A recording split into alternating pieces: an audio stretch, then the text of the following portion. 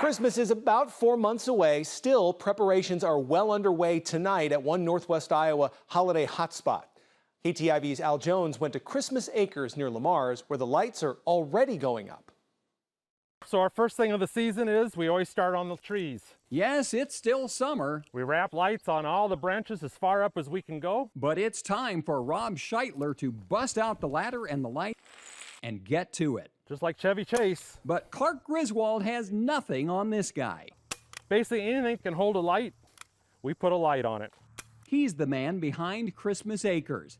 In 3 months, this is what it'll look like.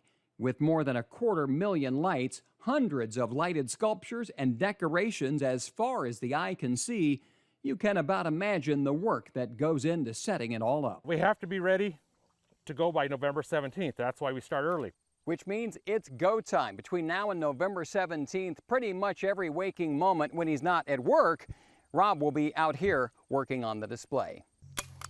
I go a little ways and then I stop and I staple. Then I go a little ways, stop and staple. For Scheitler, this is a labor of love, 28 years in the making. When I was a kid, around 9, 10 years old, I was hanging lights at our farm on some bushes and on the, around the house. And from there, it just kind of grew. Today, it's one of the largest Christmas displays in all of Iowa. Yeah, we estimate this year we should have close to 900 to 1,000 plastic blow molds out here in the display. New this year, the log cabin donated by a friend in town. He said, if you can find a way to move it, you can have it. Also new this year, the footbridge connecting the road to the yard.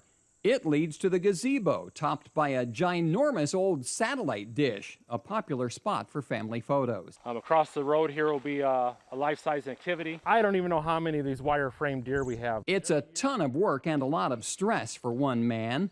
So what's in it for him? For me, it's just the pure satisfaction and the joy that I give to people.